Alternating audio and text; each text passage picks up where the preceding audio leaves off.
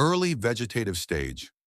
The cannabis plant begins its journey in the early vegetative stage, a period defined by rapid establishment and foundational growth.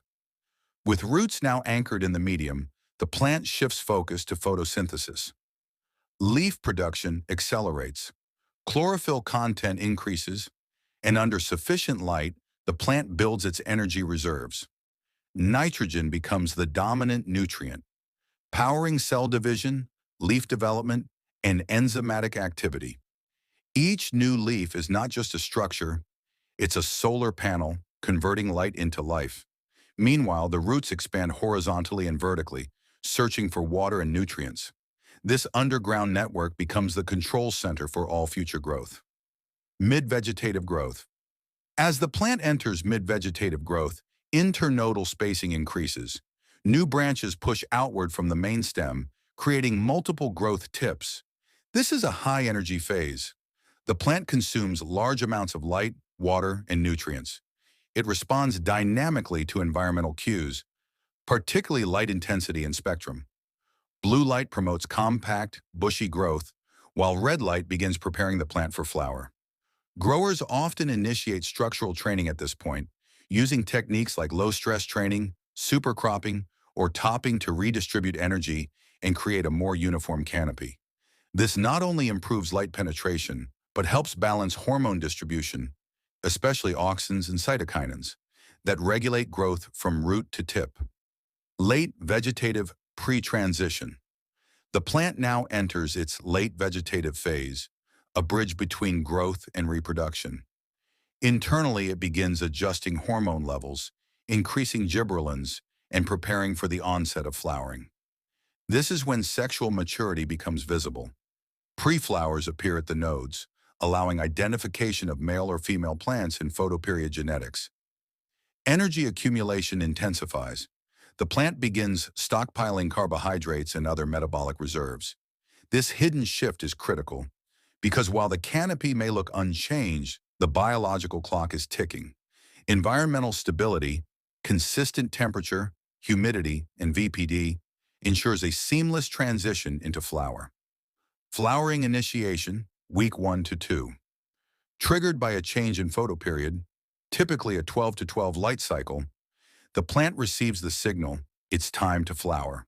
The flowering hormones take over, and the stretch begins. During this phase, many cultivars will double, even triple, in height. Cell elongation is driven by increased gibberellin activity. Bud sites begin to form at each node, and the plant prioritizes upward growth. Pistils, fine white hairs, emerge from calyxes, signaling female sex expression. While no significant bud mass has formed yet, the architecture is now in place. Every choice made from this point forward influences the quality of the final yield. Early flower development. Now in early flower, the plant shifts resources from foliage to flower. Nitrogen demand decreases, while phosphorus and potassium take center stage. Phosphorus supports early bud formation, and potassium strengthens plant tissues and encourages sugar transport. White pistils multiply rapidly, stacking into small clusters. These clusters will become the primary colas. During this phase, growers often fine-tune their feeding programs, balancing nutrient levels, adjusting pH, and managing root zone health to ensure efficient uptake. Humidity may be reduced slightly to prevent mold, while airflow becomes essential. Early terpene synthesis also begins here. Although subtle, aroma and resin development are quietly underway. Mid-flower, bulk formation. This is the most productive period of the cannabis life cycle. Bud development is in full swing. Calyxes swell, stacking tightly to form dense flower clusters. Trichome production explodes, those tiny crystal-like glands coating the buds and sugar leaves. Within each trichome, a complex symphony unfolds. Cannabinoids like THC, CBD, and CBG are synthesized. Terpenes, limonene, myrcene, pinene A begin shaping the plant's aroma, flavor, and therapeutic effects. This is the moment growers wait for. Every day brings visible changes. Flowers fatten, aroma intensifies, and visual resin coverage increases. Growers monitor EC levels carefully. Too much can burn tips, too little can limit density. Environmental consistency, especially with temperature and VPD, ensures stress-free development. Mid-flower is where yield potential is locked in. Late flower, ripening. Now the plant begins its final transformation. Stretch is complete, buds have formed, and the focus turns to maturation. Pistils darken and curl inward. Trichomes turn from clear to cloudy to amber, each stage offering different effects in cannabinoid ratios. This phase is delicate. Stress. Stress now can lead to hermaphroditism, reduced potency, or loss of aroma.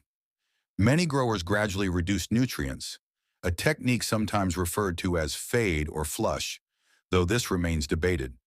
Lighting may be softened, humidity further reduced, and observation becomes key. The final days determine harvest quality. Timing, effect, and aroma all hang in the balance. Harvest. The plant has fulfilled its biological mission, reproduction through resin-rich flowers. Now the grower takes over. Harvest timing is both science and art. Too early, and potency suffers. Too late, and terpenes degrade. Growers look at multiple indicators: trichome color, pistil maturity, bud structure, and density. Once chosen, the plant is cut at the base. Branches are trimmed and hung in controlled conditions, cool, dark, with gentle airflow. This is the beginning of the curing phase, where moisture is slowly removed, chlorophyll breaks down, and aroma reaches its full potential. Proper harvest and cure can elevate a grow from average to exceptional. Closing line. From seedling to harvest, every phase of the cannabis life cycle is a balance of biology, environment, and timing. Understanding the rhythm of growth and responding with care is what separates good growers from great ones.